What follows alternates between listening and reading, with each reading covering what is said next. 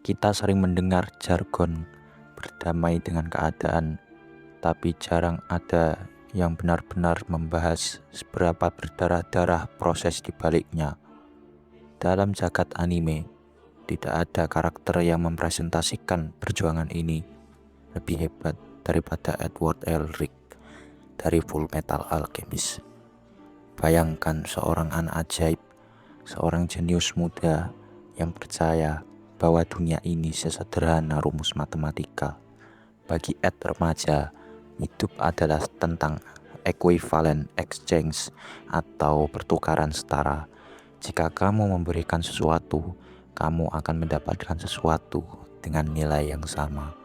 Ini adalah bentuk kenaifan psikologis yang sering kita alami saat muda. Keyakinan bahwa dunia ini selalu adil dan bisa dikontrol. Namun optimisme buta ini hancur berantakan ketika ia dan adiknya, Alphonse, mencoba melawan hukum alam tertinggi melalui transmutasi manusia demi menghidupkan kembali ibu mereka. Kegagalan itu bukan sekedar kegagalan eksperimen sains, itu adalah trauma psikologis dan eksistensial yang masif. Ed kehilangan kaki kiri dan tangan kanannya, sementara Al kehilangan seluruh tubuh fisiknya. Kehilangan ini dimanifestasikan secara literal melalui automel, yaitu protesis logam dingin yang harus melekat pada tubuh Ed. Automel ini adalah metafora sempurna dari trauma scar atau luka masa lalu yang tidak bisa disembunyikan. Setiap kali Ed bergerak, setiap kali sendi logamnya berderit, ia diingatkan secara fisik akan dosa dan kebodohannya. Penonton tidak hanya melihat pahlawan berbaju merah yang keren, melainkan seorang anak yang terpaksa memakai penyesalannya di atas kulitnya sendiri. Disinilah perjalanan psikologis Ed dimulai, sebuah pelarian yang dibungkus sebagai pencarian tebusan. Secara psikologis, Edward Elric mengadopsi apa yang dalam teori Sigmund Freud atau psikologi modern disebut sebagai intellectualization dan compensation. Ketika dihadapkan pada kedukaan yang luar biasa akibat kematian ibunya dan hilangnya tubuh sang adik, Ed tidak memilih untuk menangis di pojokan selamanya. Dia mengalihkan seluruh energi emosionalnya ke dalam ruang rasional alkimia. Baginya, alkimia adalah sebuah jangkar penyeimbang. Jika dunia terasa kacau dan tidak dapat diprediksi, maka hukum sains memberikan ilusi kendali. Ini sangat relevan dengan kesehatan mental generasi masa kini yang sering kali mengalihkan kecemasan eksistensial atau burnout mereka ke dalam produktivitas yang toksik. Ed menjadi alkemis negara termuda bukan karena dia haus kekuasaan, melainkan karena dia butuh validasi bahwa dia cukup kuat untuk memperbaiki apa yang telah dia hancurkan. Namun, keterikatan Ed yang kaku pada dogma equivalent exchange justru menjadi penjara filosofisnya. Dia memandang dunia secara transaksional. Jika aku mengorbankan waktu, usaha, dan rasa sakit, aku harus mendapatkan tubuh adikku kembali. Pandangan ini adalah bentuk kognitif distortion atau distorsi kognitif. Ed menolak menerima kenyataan bahwa hidup seringkali terjadi secara acak, tidak adil, dan tidak selalu mengikuti hukum sebab akibat yang mekanis. Filsafat Ed di awal cerita adalah filsafat yang positivis ekstrim. Dia hanya percaya pada apa yang bisa diukur, dihitung, dan dianalisis secara material. Dia meremehkan konsep spiritualitas atau mukjizat, menyamakannya dengan kebodohan. Ini adalah potret manusia modern yang selalu mendewakan logika hingga kehilangan koneksi dengan sisi humanis dan rapuh dari eksistensi itu sendiri. Titik balik filosofis terdalam dari Edward terjadi setiap kali dia berhadapan dengan entitas yang disebut The Truth di dalam gerbang alkimia.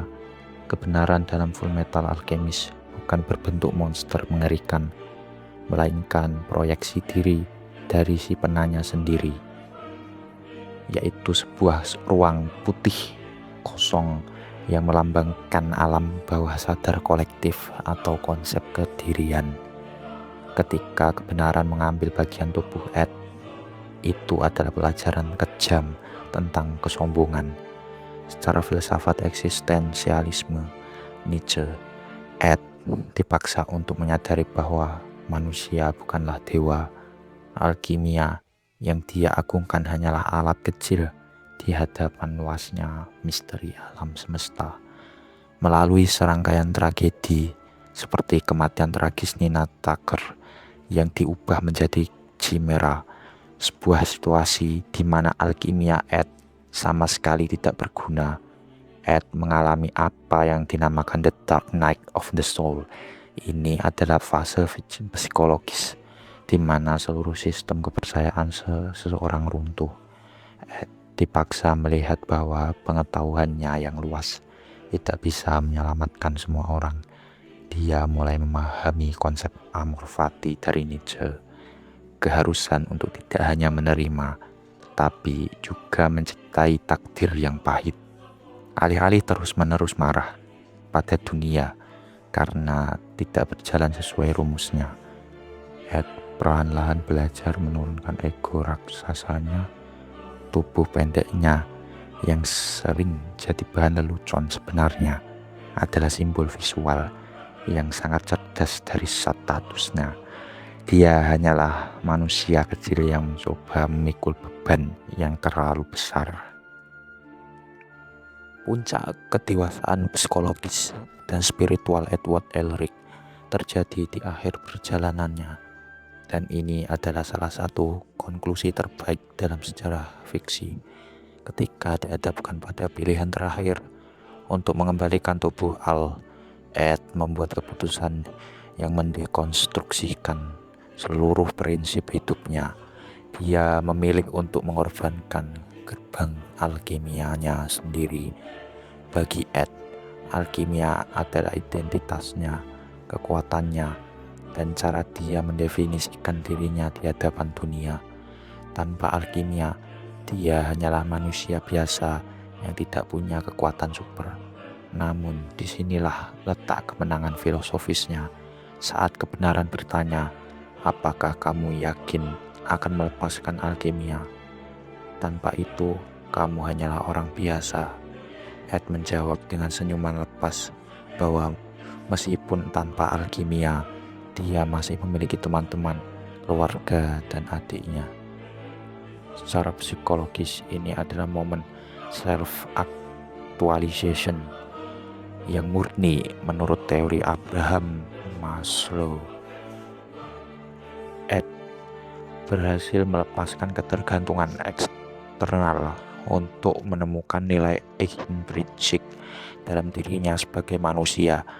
Dia menyadari bahwa hubungan antara manusia, empati, dan cinta tidak bisa dihitung dengan rumus equivalent exchange.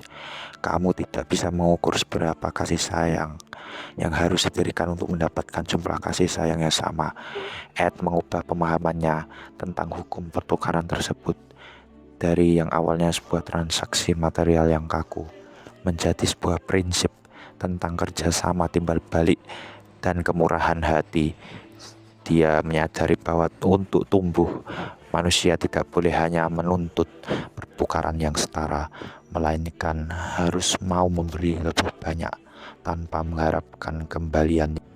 Pada akhirnya, kisah Edward Elric bukanlah cerita tentang bagaimana menjadi pahlawan yang tak terkalahkan, melainkan cerita tentang bagaimana menjadi manusia yang utuh. Melalui perspektif psikologi dan filsafat kontemporer, Ed mengajarkan kepada kita yang hidup di era digital yang serba cepat ini bahwa rasa sakit bukanlah sesuatu yang harus dihapus, melainkan sesuatu yang harus diintegrasikan ke dalam diri kita. Kita tidak perlu menjadi sempurna atau memiliki kendali penuh atas segala aspek kehidupan untuk bisa bahagia. Ketika di akhir cerita kita melihat Ed berfoto bersama dengan tangan manusia aslinya, meski masih menyisakan bekas luka, kita melihat seseorang yang telah berhasil melewati badai trauma. Ia tidak lagi berlari dari masa lalu, dia berjalan maju bersamanya. Dan mungkin itulah alkimia sejati yang kita semua butuhkan dalam hidup. Kemampuan untuk mengubah penderitaan menjadi sebuah kebijaksanaan yang mendalam.